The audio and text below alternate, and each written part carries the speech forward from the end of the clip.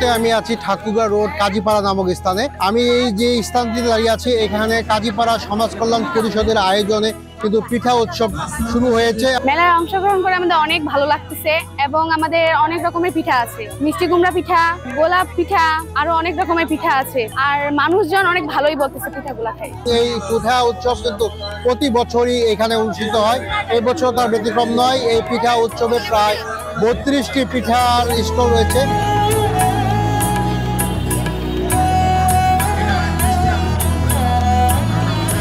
এবং এই স্টলে কিন্তু আমরা লক্ষ্য করেছি যে বাঙালি যে হারিয়ে যাওয়ার পিঠাগুলো, সেই পিঠাগুলোকে তারা তুলে এনেছে এবং এখানে তারা বিক্রি করছে। ক্রেতা এবং বিক্রেতার এখানে একটি উৎসব মুখর পরিবেশ আমরা দেখতে পাচ্ছি। এখানে নতুন পিঠা কিছু আনছি।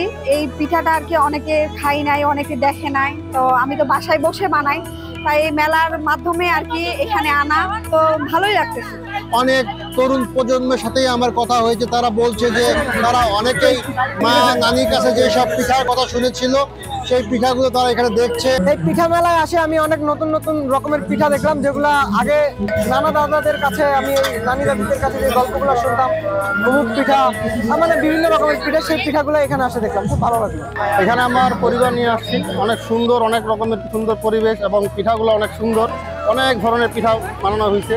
এই পিঠাগুলো আমার বাচ্চা কাচ্চা আগামী প্রজন্ম খুব সুন্দর করে যেন বানাতে পারে সে আয়োজন করা হয়েছে।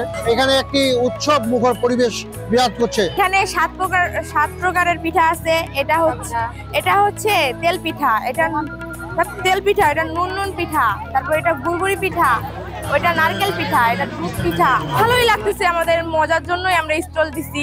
উৎসব এটা আমি মনে করি সমাজের জন্য একটা নতুন একটা মানে অনুপ্রেরণা, যে অনেক পিঠা অনেকে এই যুগে ছেলেমেয়েরা জানতো না। এই পিঠা উৎসবে আমি বিভিন্ন রকম পিঠা দেখতে পাই, যেগুলা নতুন প্রজন্ম এই পিঠা দেখতেছে।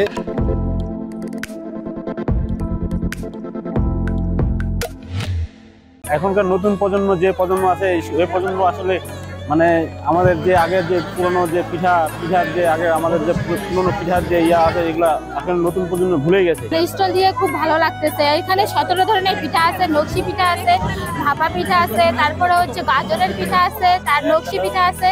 এই ধরনের পিঠাগুলোর বিভিন্ন ধরনের বিভিন্ন স্বাদ। পিঠাগুলো মানুষ এখানে অনেকজন মানুষ আসতেছে, বিক্রি করতেছে, সবাইকে দিতে পারতেছি না, অনেক মানুষকে এখানে দোকান দিয়ে আনন্দিত লাগতেছে। একটা ঐতিহ্য আমাদের যে পৌষ পার্বণের যে পিঠা আমরা আগে বইতে পড়েছি, আসলে মানে এটা আয়োজনটা খুবই মানে সন্তোষজনক এবং আনন্দমুখর।